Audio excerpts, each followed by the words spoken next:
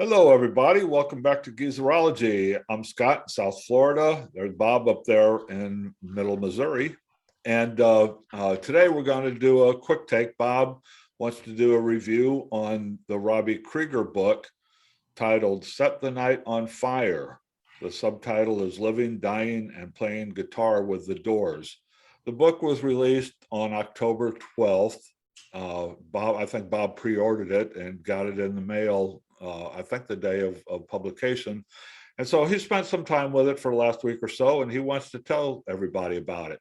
The book is 400 pages long, give or take a couple of three, depending on how you count them. And it is available in hardcover, which I think is the edition that Bob got. It's also available on audiobook and an ebook form. Available at your favorite bookstore, and we all know what that bookstore is. So anyway, Bob, tell us about Set the Night on Fire by Robby Krieger. All right, so this is the book, and let me start out by saying that if you are a Doors fan, you must read this book. It paints an alternate picture of the history of the Doors. Robby Krieger demystifies a lot of the mythology around the Doors, and if you take his accounts of things as the definitive version, you'll have a different picture of the Doors, their history, and all of the events that swirled around them. It's a different type of narrative. It is not linear. He doesn't go from birth to the end in a chronological fashion. He says that he sees his life in a series of events. So if you're not a serious Doors person, you may get a little lost in this narrative, because he may have a chapter where he talks about a childhood event, then the next chapter will jump several decades ahead and deals with an event in Doors history. So he goes back and forth on his timeline. I didn't have a problem with it because I'm a fairly serious Doors scholar and know a lot about them. If you do decide that you want to learn more about the Doors and you don't already have that history behind, I would suggest that you need to read not only this book, but several of the other books that have been written about the Doors. Other band members like Ray Manzarek and John Zinsmore have written, their books. There was the famous one, No One Here Gets Out Alive, that came out in 1980, that really spurred a lot of the interest in the Doors and spurred, a lot of the mythology around them. So if you're serious about this, you need to read all of those books and then compare and contrast the various stories. This is the first time that Krieger has come out and said a lot of this publicly. He's always been the quieter member of the group, so this is the first time that he's come out and done this. The book is fairly easy to read. It's not great literature, but it is, lengthy. It runs almost 400 pages of narrative. Excuse me. I don't want to give away a lot of spoilers from the book, so I'm going to speak in some general terms. He paints a different picture of a lot of the Doors' most iconic moments. The fight over the Light My Fire commercial, the Whiskey A Go-Go firing, the Ed Sullivan Show, and the infamous concert in Florida, where Morrison was arrested and charged with indecent exposure. He takes on the famous Oliver Stone directed Doors movie. Krieger honestly and openly deals with a lot of things in his life. He poignantly, talks about the death of his twin brother, whose body was found floating in the ocean and who suffered all his life from mental health issues. He openly talks about the heroin addiction that he and his wife battled. He talks about the legal fights amongst the surviving Doors members, post Morrison, which was a sad thing to see, but a lot of that was reconciled. He and drummer John Dinsmore were actually high school friends, and despite the legal wrangling that took place later on, they were made friends.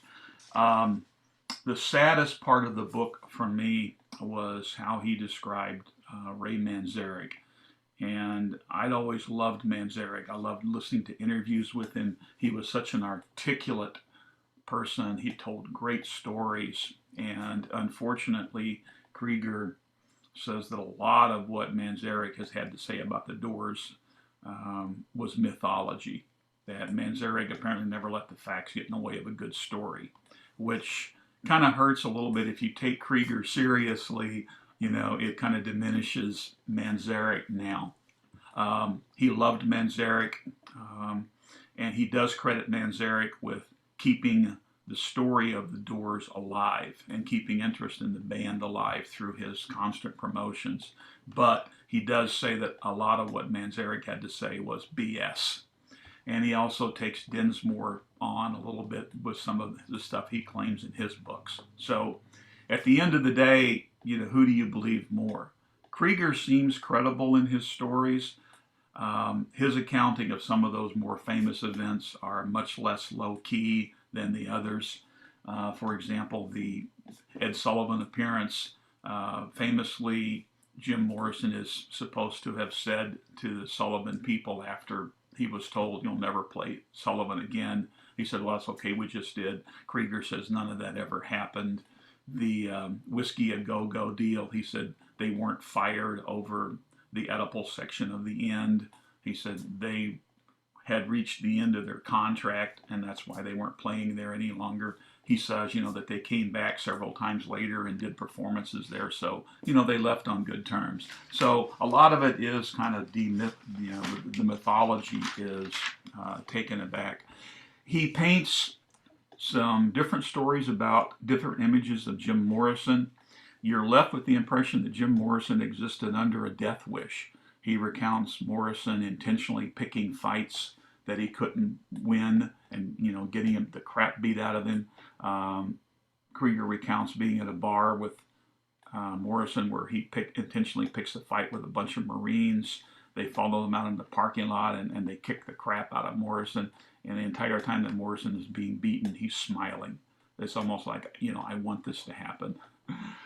He recounts incidents of Morrison dangling from multi-story balconies, intentionally swerving into oncoming traffic. So you're left with the impression that Morrison wanted to check out, which is, and he puts a lot of what's happening with Morrison due to alcoholism, not drugs. That Morrison was a mean drunk, but sober, a completely different person. He credits his parents with doing a lot to make the Doors happen. His parents gave them a place to practice in their early days, gave Ray money to buy keyboards, and when the band formed, his dad's first piece of advice was, "You need a good lawyer," and found one for them. And it was a lawyer that stayed with them, through the entire career.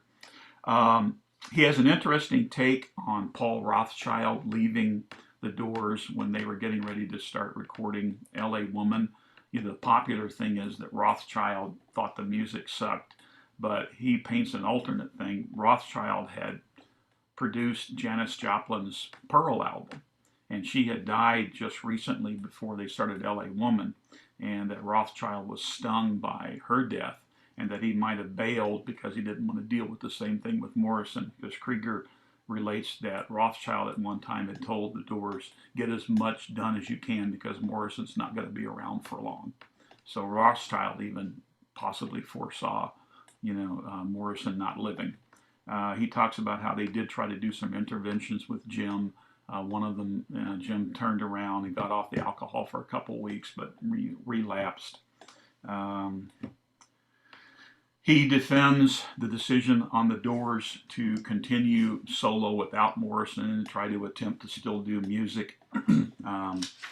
So all in all, if you are a Doors fan, this is an absolute must-read. So that's my take on the book. I found it very fascinating. I enjoyed it. I do re-emphasize that if you're not a real Doors scholar, you could possibly get lost in his non-linear narrative, but it is a fascinating account. Krieger comes across as a low-key, non-ego individual. I think he's genuine in what he's trying to present here. And it is a fascinating look from a person who really hasn't been heard from much previous to this. Okay, well, thanks for that, Bob. You're welcome. Yeah, it definitely sounds like that could be interesting. It is. Because you kind of get the impression when you say, oh, okay, another book on the Doors. Okay, how many different times do we have to read this? But the bottom line, you're saying that it gives a really 180-degree different perspective on all these stories that we've been hearing for all these years. And That'd be worth going out and getting then. Well, it is, and there's one little section that I'd like to talk about. He talks about the first album, and he says, if you tap along with the tempo at the end of Light My Fire, you'll notice that after the instruments drop out, John comes back in on the 3 instead of the 4. On the last note of the Crystal Ship, I play a minor chord and Ray plays a major chord when we technically should have been hitting the same notes. On the first chorus of Break On Through, Jim sings Break On Through to the other side 3 times, but on the second chorus, he sings it only twice. If our first album was recorded today, John's snare would be quantized to match perfectly with a tempo grid. The notes Ray and I hit would be pitch corrected, and Jim's vocals would be digitally cut and pasted to fit a more uniform structure.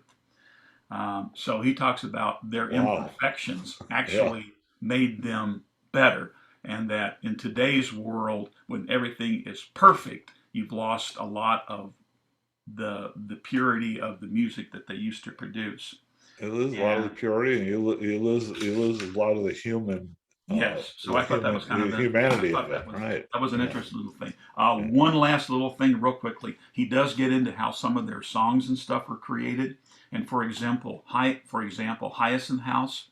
He gets into how that song was written, and it stems literally from he was living in a home with hyacinth bushes all over the place, and they were hosting a dinner thing. Morrison was there, some other people, so they created that song literally sitting there having a dinner party, and it talks about living in the Hyacinth House, and there's a section in there about the lions, and at the time, Krieger and his wife had an exotic feline as a pet, so the lions are a reference to their pets and stuff. So it's just a fascinating little look at how that song came together. The other thing that I got out of it real quickly is Krieger seems to be responsible for more of the songs than we might have known. I mean, we know that he wrote some of their hits, but for a long time, the Doors did everything as a collaboration, and all the music was just by the Doors.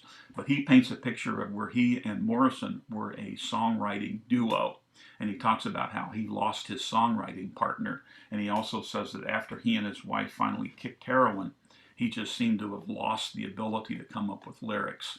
So that was kind of interesting that I got a picture of Krieger really being more responsible for some of the songs than we might have originally thought. He does give tons and tons of credit, for Morrison's lyrics and stuff, but I also wanted to throw that in real quickly. So anyway, I'll shut up. I apologize. Great review. Okay, so so thanks for listening, everybody. That was Bob's take on the Robby Krieger book, Set the Night on Fire, Living, Dying, and Playing Guitar with the Doors. We will be back on Sunday with another edition of Geezerology Gazette. We'll be back next Wednesday with a discussion on a particular piece of music. We'll figure out what that is after we hang up here. We have it scheduled, but my brain is gone right now. So thanks for joining us, everybody. We appreciate you coming around. Drop your comments down below the video here. Give us a like, subscribe to us, and we're thrilled to have you listening to us. So long, everybody. So long. Thanks for listening.